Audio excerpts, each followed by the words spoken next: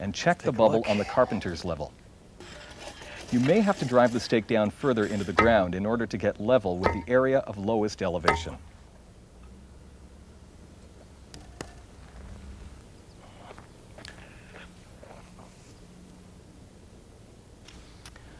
Okay, now we have the stake at the same depth as the lowest elevation. That's it. We'll swing the board around in a circular fashion and scrape up all the excess soil so that no matter which way the board points, we'll always have a level reading. This is a very critical step in the process, so please take your time. Work carefully to make sure you get the foundation perfectly level. Now, if you find that you're dealing with something other than just a slight slope, you might want to consider bringing in the heavier equipment.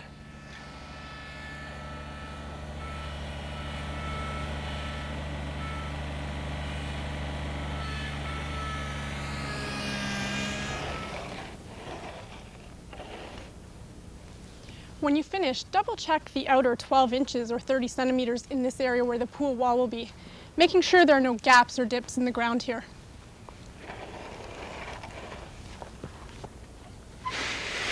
To ensure this area is completely level, you can pack in a small amount of crushed limestone. Tamped down, it makes a stable base and is quite easily leveled.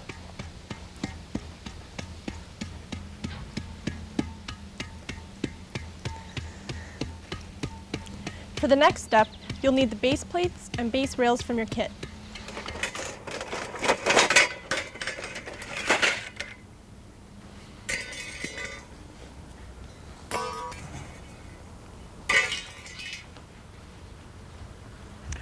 You've got your base plate, and you'll keep the wide edge towards the outside of the pool. You'll take your base rails, you'll slide it in through the little track, and take the other one. Not necessarily meet, you'll leave about a half-inch gap in between the two.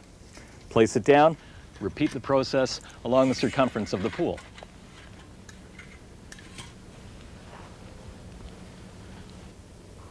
To keep the rails from slipping out of the plates, take a pair of pliers and carefully bend just 1/8 of an inch or 3 millimeters of the rail lip outward slightly.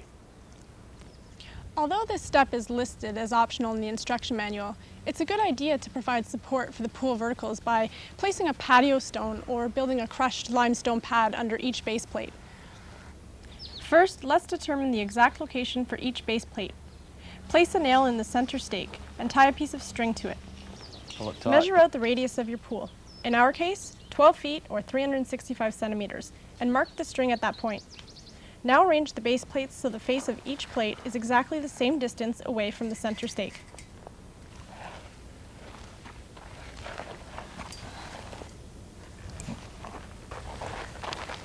Now you mark a square around each base plate in the soil, about 12 by 12 inches or 30 by 30 centimeters.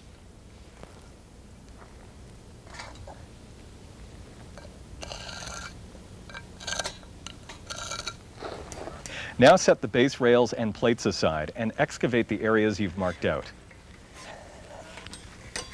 You want to sink the patio stone level with the ground surface and level with every other patio stone. Use your small spade to carefully dig out the earth under the patio stones to a depth of about 3 inches or 75 millimeters. Try not to dig too deep. A good way to level the area is to put in a small quantity of crushed limestone.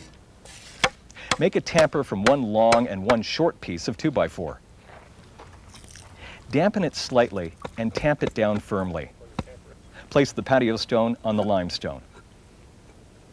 You can check the stones for level by replacing the 1x6 on the stake and setting it on each patio stone. Or you can check each one using your transit. If you need to, remove the stones and add or remove crushed limestone, tamping down the area before replacing the patio stone. If you prefer, you can also use limestone pad instead of patio stones. Just dig out the area you've marked to a depth of about 2 inches or 5 centimeters and fill the hole with crushed limestone. Dampen it slightly and tamp it down tightly. The limestone pad must be level with the surrounding earth and the other limestone pads. Check this with your level or with your transit.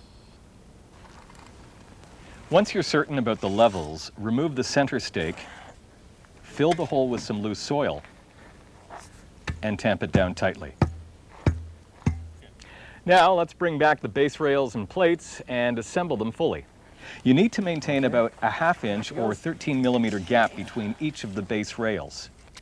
Here's a neat little trick. As a helping hand, cut enough pieces of wood a 1/2 inch thick and then place them in the base plate between the rails, secure, and there you go. It's only temporary, but it serves the purpose of keeping that 1/2 inch gap. If you've decided to use sand for the bottom, now is a good point to bring it in, otherwise you'll be hoisting it over the pool walls.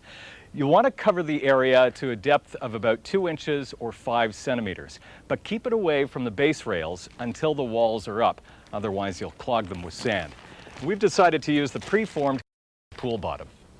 There are a couple of advantages. First, it won't shift around or leave footprints like sand can. And second, it acts as an insulator, which helps your pool water retain heat better.